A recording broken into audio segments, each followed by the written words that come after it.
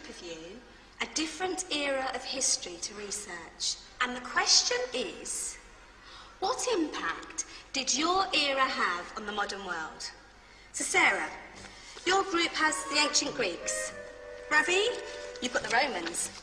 And Danny's group gets, yes, a bit of a challenge for you. You get the Middle Ages. Some even call it the Dark Ages. Boring. See how you get on. Yes, miss. So, Serene, yes, you get the Renaissance.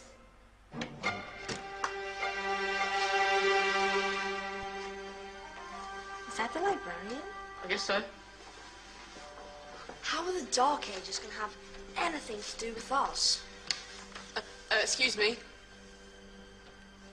Sorry to bother you. What do you want? We need to find out what impact the Dark Ages had on the modern world. Never was a period of history so poorly named. Don't touch. It's priceless. And I suppose someone's been filling your head with the usual nonsense, eh? 1,000 wasted years. A black hole in history, am I right? Yeah, sort of. You see, it's always the same. You assume it was all mud, disease, death and destruction, with marauding mobs of barbarians ripping down the good of former civilizations, burning and plundering as they went. Nothing of any worth invented either, eh? Oh, no. Go on, Beatrice. Sorry to bother you. Come on, it's probably not worth it. Everyone knows that the Greeks and Romans invented everything anyway. Oh, did they now? And you're sure about that, are you? You know, I might just have something for you. You seem to be up to the task. I suppose I could. Follow me. I've got just the book for you.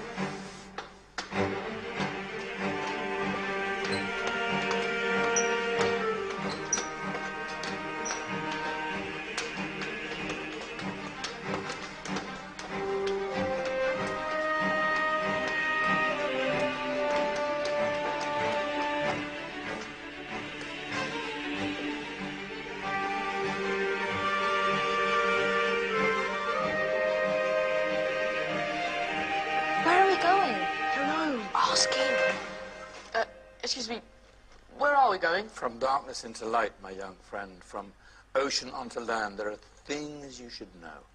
Oh, yes, indeed. Yes, indeed.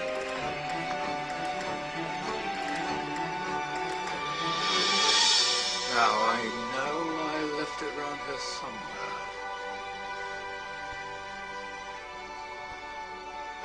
Ah! Here it is. Now, take a look. If you dare.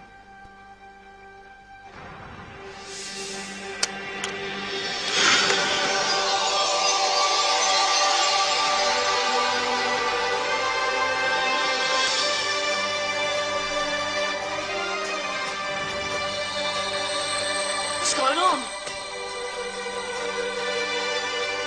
Welcome to the Dark Ages, or as it should be known, the Golden Ages.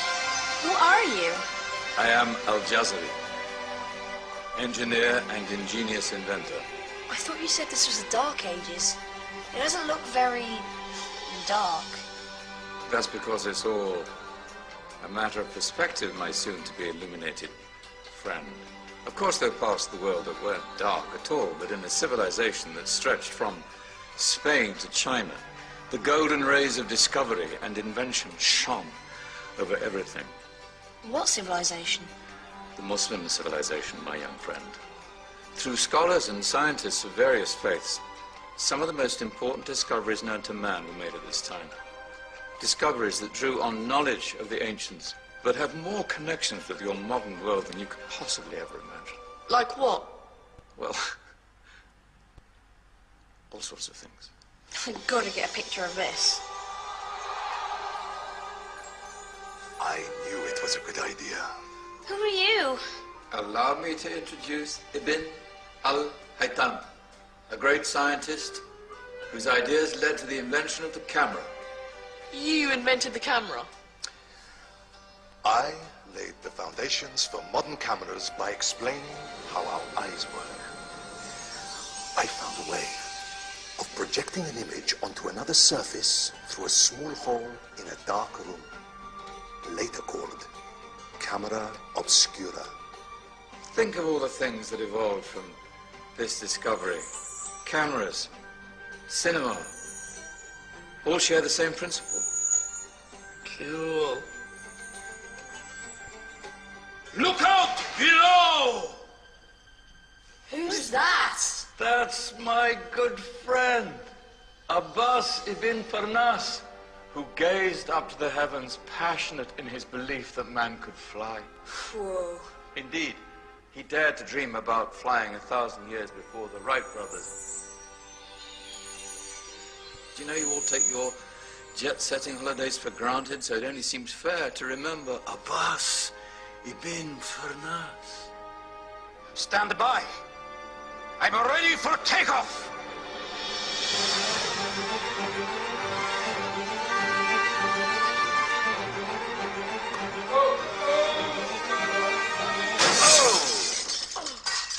You did forget one thing, though. A tail, useful for landing.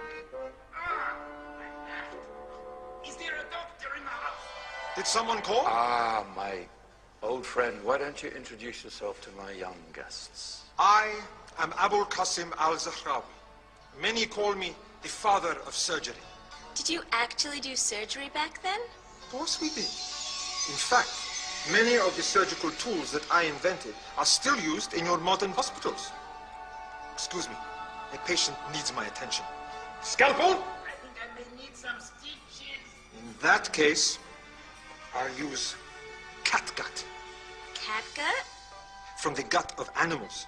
Perfect for stitching up internal wounds. Your surgeons are still using it today. Sorry, mustache.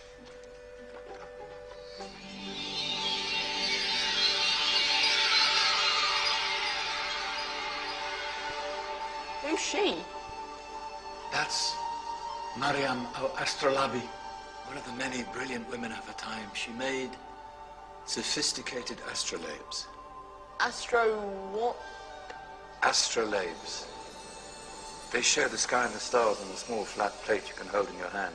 Think of them as ancient calculating or timekeeping devices. Today you have your watch, your compass, satellite navigation, helping people and explorers travel the world. Science at its brilliant best. And all these things were developed during the Golden Ages. And that's just the tip of the iceberg. There were thousands of other inventions covering all areas of life, and in the years that followed, their influence spread across the whole of medieval Europe. So you see, it wasn't so dark after all. What about you? Me? What did you invent? Well, I don't want to be big-headed, but I made some groundbreaking advances in engineering. I suppose my most significant discovery converted rotary motion into linear motion using a crank and connecting rod. It's essential in pumps and engines. In fact, I've no idea how the Industrial Revolution could have happened hundreds of years later without such a device. Not that I ever get the credit I deserve. But my crowning glory was my amazing time-telling machine. My legendary elephant clock.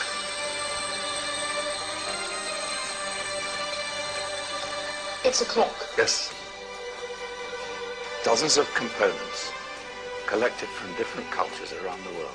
Indian, Greek, Arabian, Egyptian, Chinese. Wow. A United Nations clock. That is pretty cool. Does it actually tell the time? Wow, yes, of course. If it wasn't for me, thousands of people would be late for everything. Speaking of time, we better get you back. And remember, Spread the word. This is the golden age, and I've only shown you a tiny part of this wondrous time. There are countless other scientists and inventions directly connected to your modern world. You're just going to have to find out for yourselves. Hey, wait!